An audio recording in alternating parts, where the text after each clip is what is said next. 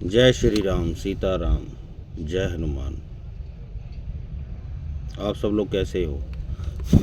आशा करता हूँ आप सब लोग अच्छे होंगे, ठीक होंगे, तंदुरुस्त होंगे। मैं भगवान से यही अरदास करता हूँ कि सब लोग ठीक रहें, अच्छे से रहें, स्वस्थ रहें।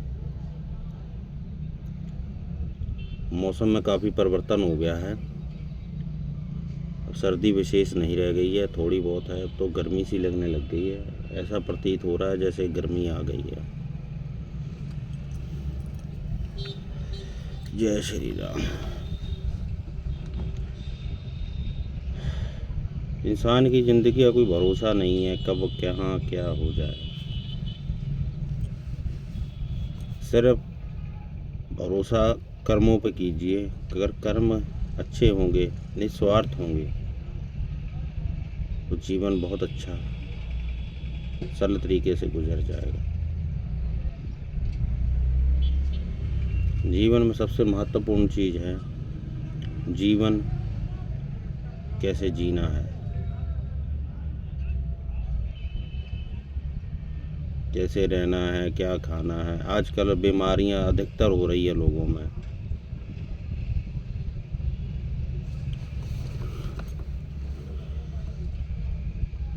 हर तरीक़ा की बड़ी बड़ी बीमारियां हो रही है। लोगों को शुगर की बीमारी हो जाती है तो मीठा खाना छोड़ देते हैं। शुगर के डर से मीठा खाना छोड़ देते हैं। लेकिन लोग भगवान के डर से गलत काम करना, बुराई करना, बेईमानी करना, झूठ बोलना, ये नहीं छोड़ते। तो इंसान को भगवान के डर से ज़्यादा उस बीमारी का डर है जिसकी वजह से हम जो छोड़ रहे हैं। आज के समय में इंसान को भगवान से डर नहीं लग रहा, इसलिए इंसान बर्बाद है, मर रहा है। अचानक हो जाता है, कुछ भी हो जाता है, कहीं पे भी हो जाता है। क्योंकि यहाँ शब्द मैं का आ गया है। मैं अहंकारी, जहाँ पर अहंकार आ गया वहाँ पे भगवान कुछ नहीं है। मैं ही अच्छा हूँ, मैंने ही ये किया, मैं ही ये कर सकता हूँ, तो ये अहंकार है कि उस परमात्मा की मर्जी के बिना कोई पत्ता भी नहीं हिल सकता। लेकिन लोगों ने भ्रम पाल रखा है कि मैंने ये किया, वो किया, मैं ये कर सकता हूँ, वो कर दूँगा। तो भैया सब लोगों से निवेदन है, इस भ्रम से निकलें बाहर। क्योंकि मेरे भाई एक बात हमेशा याद रखना, दिलों में वो बसते हैं जिनका मन साफ होता है। सुई में वही धागा निकलता है जिसमें गांठ नहीं है। जय श्री राम। जिंदगी का तजुर्बा तो नहीं है, लेकिन इतना मालूम है कि छोटा आदमी बड़े मौके पर काम आ जाता है, लेकिन बड़ा आदमी छोटे मौके पर काम नहीं आता। रोटी पर घी और नाम के पीछे जी लगाने से नाम, स्वाद और इज्जत दोनों बढ़ जाते हैं।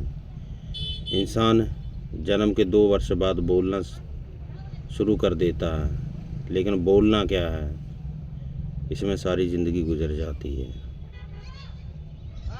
कमाल की बात है ना, आंखें तालाब नहीं है फिर भी भर जाती हैं, दिल कांच का नहीं है फिर भी टूट जाता है, और इंसान मौसम नहीं है फिर भी बदल जाता है।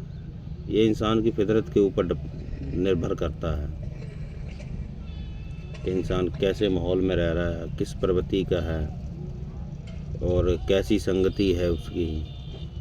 उसी के हिसाब से जीवन यापन कर रहा है। उसको पता ही नहीं है कि मेरे जीवन का लक्ष्य क्या है, बस जिए जा रहे हैं, कोई मकसद नहीं है, जिए जा रहे हैं। क्या है, समय काटना है।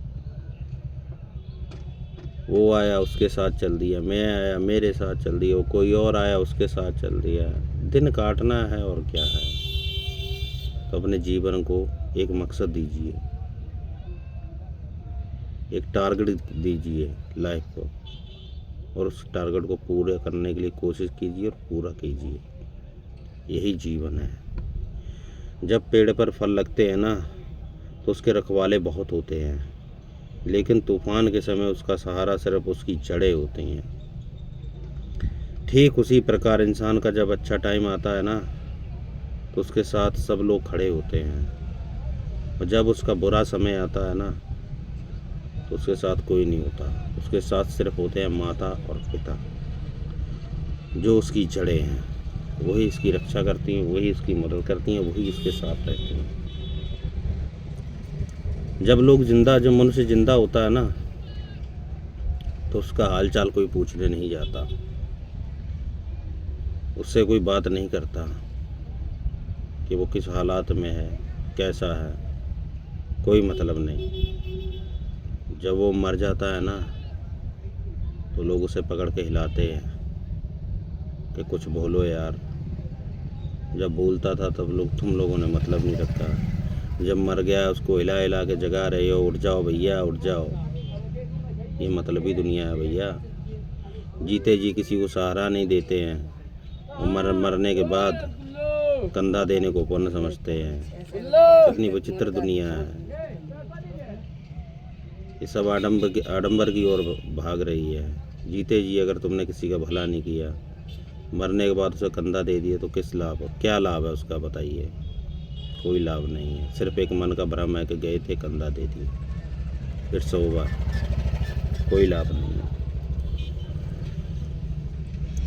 बोली बताती है कि इंसान कैसा है, बहस बताती है कि ज्ञान कैसा है, और घमंड बताता है कितना पैसा है, और संस्कार बताते हैं कि परिवार कैसा है। यही दुनिया में चल रहा है आजकल। क्या कर सकते हैं। किसी से प्यार से बात करो तो वो घमंड में ही बात करता है। पैसे को अहमियत ज़्यादा दे दी गई है। जिसके पास पैसा है उसके साथ सब लोग खड़े हैं, जो गरीब है वो बेचारा अकेला है, उसकी कोई मदद नहीं करता। गरीब के घर में अगर कोई निमंत्रण आता है तो लोग 11, 101, 51 पे लिखा देते हैं। अगर कोई अमीर के घर से निमंत्रण आता है वहाँ 501, 1100, 2100, 5100 ऐसे लिखाते हैं। भाई सब पैसे का खेल है। अगर आपके पास पैसा है तो आपका सब कुछ अच्छा है, व्यवहार भी अच्छा है, रिश्तेदार भी खुश रहेंगे, आस पड़ोस भी खुश रहेगा, व्यवहारी भी खुश रहेंगे, रिश्तेदार भी खुश रहेंगे। लेकिन जब आपके पास पैसा नहीं है तो आपके ना रिश्तेदार काम आएंगे, ना पड़ोसी काम आएंगे, ना रिश्तेदार काम आएंगे, कोई काम नहीं आता। इसलिए कोई भी खर्चा नाजायज़ मत कीजिए। क्यों आने वाले समय में टेक्नोलॉजी बहुत बढ़ती जा रही है, और ख़ास करके लड़का हो या लड़की हो, शिक्षा जरूर दीजिए, क्योंकि शिक्षा का जीवन में बहुत महत्व है। बिना शिक्षा के कहीं कुछ नहीं है।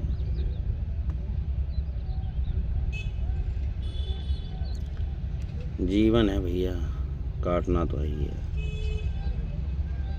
मेरा मानना तो ये है, नित्य कर्म करें, अच्छे कर्म करें, मंदिर जाएं, भक्ति करें, पूजा पाठ करें, और सबके साथ अच्छा करें। एक नहीं आधी खाएं, लेकिन अच्छी खाएं, सुकून से खाएं, कलेश ना हो इसके साथ खाएं। जय श्री राम, सीताराम।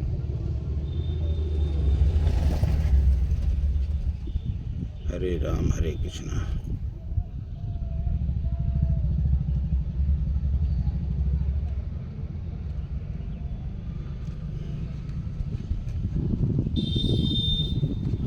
हरिद्वार में साधुओं का कत्लेआम। अब सतगुण श्री विष्णु जी के पुजारियों की कथा सुनाता हूँ। एक समय हरिद्वार में हरि की पौड़ियों पर कुंभ का मेला लगा। उस अवसर पर तीनों गुणों के उपासक अपने अपने समुदायों में एकत्र थे। गिरि, पुरी, नागानाथ ये भगवान तमोगुण शिव के उपासक थे, तथा वैष्णव सतोगुण भगवान विष्णु जी के उपासक थे। हर की पौड़ियों पर प्रथम स्नान करने पर दो समुदाय नागा तथा वैष्णवों का झगड़ा हो गया। लगभग 25,000 त्रिगुण रजगुण ब्रह्मागुण सतगुण रजगुण विष्णु तथा तमगुण शिव के पुजारी लड़कर मर गए। कत्लेआम कर दिया। तलवारों, छुरी, कटारी एक दूसरे ने छान ले ली। तीर, तुपक, तलवार, कटारी जमधड़ जोर बधावे है। हर पौड़ी हेत न जाना, वहाँ जहाँ तेग चलावे है। काटे शीश नहीं दिल करुणा, जग में साध कहावे है। जो जन इनके दर्शन को जावे, उनको भी नरक पठावे है। हे धर्मदास, परमेश्वर जिंदा जी के मुख के कमल उपरोक्त सुनकर धर्मदास जी का सिर फटने को हो गया, चक्कर आने लगे। हिम्मत करके धर्मदास बोला, हे प्रभु, आपने तो मुझे ज्ञान के अंधे की आंखों को दाता दे दी दाता। उपरोक्त सर्व कथाओं में हमने सुना है कि पढ़ा करते हैं, परंतु कभी विचार नहीं किया कि हम गलत रास्ते पर चल रहे हैं। आपका 100 बार धन्यवाद। आप जी ने मुझ पापी को नरक से निकाल दिया प्रभु।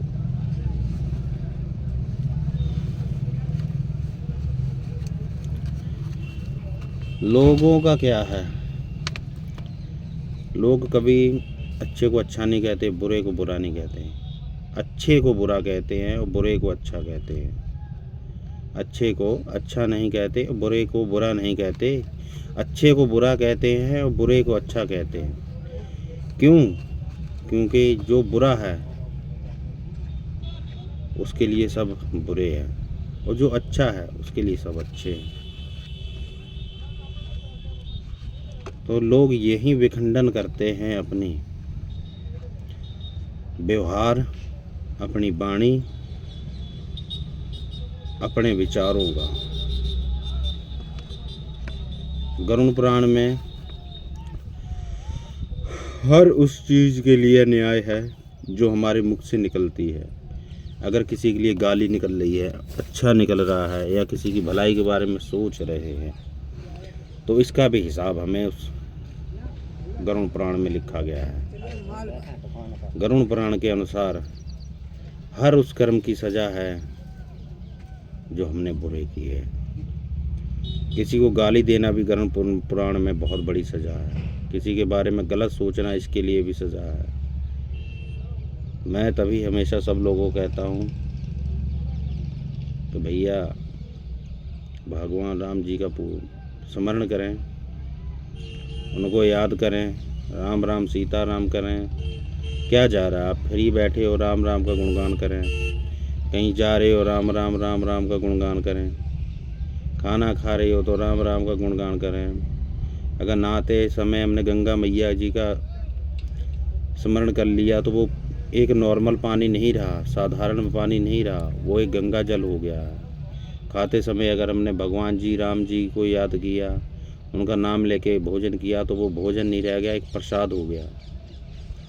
लेकिन लोगों पास समय नहीं है, उल्टा सीधा खाना, इसलिए तो बीमारियां बढ़ती जा रही हैं। ये मोमोस हो गए, फिंगर हो गए, और चाइनीज चीज़ें जितनी भी आ गई, लोग उसके अधीन हो गए हैं। लोगों को कुछ अच्छा ही नहीं लगता। पहले लोग 100 वर्ष तक जीते थे। धर्मेंद्र शास्त्री जी ने बोला है कि मनुष्य जैसे पहले जीता था 100 वर्ष तक, 100 वर्ष 102 110 ऐसे जीते थे, वो आज भी जी सकता है अगर उनके द्वारा बताए गए रास्ते अनुसरण करे तो। वैसे ही खान पीन करे, उठना, सुबह जल्दी उठना, उठकर सैर करना, व्यायाम करना, और भोजन में देसी चीज़ें ले खाना। लेकिन आजकल लोग क्या कर रहे हैं, सवेरे उठते हैं, उन्हें पहले शराब चाहिए, मदरा चाहिए। चाय की जगह मदरा हो गया, चाय की जगह कॉफ़ी हो गई, चाय की जगह वाइन हो गई। बड़े लोग बड़े चोचले। लोगों को समझ ही नहीं आता कि हम कहाँ थे, कहाँ से कैसे चले आए। जो पहले के संस्कार थे, अब के संस्कार में बहुत परिवर्तन हो गया। बड़ा छोटे का नाम लेके बुलाता है, छोटा बड़े का नाम लेके बुलाता है। तो ये संस्कार हैं जो घर से ही मिले हैं। अगर हम बच्चों को समय नहीं देंगे, उन्हें अगर कुछ नहीं सिखाएंगे, वो तो उतना ही सीखेंगे जो बाहर से सीख के आ रहे हैं। घर में जैसा हो रहा है वैसे ही बच्चे सीखेंगे, लेकिन नहीं समझ आता क्या करोगे। लोग अपने बच्चों को ये सिखाते हैं कि कोई भी मिलो उसे उल्टा सीधा बोलो, क्या कर लेगा, गरीब आदमी है, ऐसा कर देंगे वैसा कर देंगे। तो मेरे भाई सुन लो, यहाँ पर तुम अन्याय कर दोगे, यहाँ पे तुम जीत सकते हो, लेकिन आगे आने वाले समय में तुम हार जाओगे, क्योंकि जीत हमेशा सच की होती है। लोग गलत करते हैं ना तो कह रहे मैंने ये कर दिया, मैं जीत गया, गलत करने के बाद भी जीत गया। तुम कलयुग में कर्म लोक पे जीत गए हो, लेकिन जब ऊपर वाला इंसाफ करेगा ना तो आँख से आंसू नहीं आएंगे, पत्थर हो जाएंगी आंखें, पत्थर। सोचने पर भविष्य हो जाओगे ये क्या हो गया। ऊपर वाले की मार से डरो, मार से। आवाज़ नहीं है लेकिन बहुत बुरी मार है। कर्म अच्छे करें, और सबसे इम्पोर्टेंट बात ये जो मैंने कल भी बताई थी, आज ही बता, मैं रोज़ बताऊंगा, नशे से दूर रहें। नशा कोई भी सेहत के लिए अच्छा नहीं है। गुटखा, शराब, दारू, बीड़ी, सिगरेट, ये कुछ अच्छा नहीं है। अपना परिवार की ओर ध्यान दीजिए, परिवार को देखिए। सबसे बड़ी दौलत वही है। अपने परिवार को अच्छे संस्कार दीजिए, यही सबका आगे चल के उनका भविष्य उज्जवल बनाएंगे। मांस मदिरा का सेवन मत कीजिए। हम दूसरों को काट कर खाने का स्वाद जो ले रहे हैं ना, इसके परिणाम बहुत बुरे हैं। वो कहावत सुनी है ना, गेहूं के साथ घुन भी पिस जाता है। तो आने वाले समय में ये जो पापी लोग हैं ना, इनके साथ कुछ अच्छे लोग भी पिसेंगे। इसलिए ऐसे कार्य मत करें, किसी को मारकर अपनी जीभ का स्वाद मत बनाएं, मांस मदिरा का सेवन बंद करें। इसमें कुछ नहीं रखा भाई। गामा पहलवान जी थे, वर्ल्ड में एक ऐसे पहलवान जी थे जिसने कभी मांस मदिरा का सेवन नहीं किया। पहले ऐसे पहलवान थे जो शुद्ध शाकाहारी थे, लेकिन लोग आज के कहते हैं कि मांस खाओ मांस बढ़ेगा, घी खाओ दिमाग बढ़ेगा, दूध खाओ दिमाग बढ़ेगा।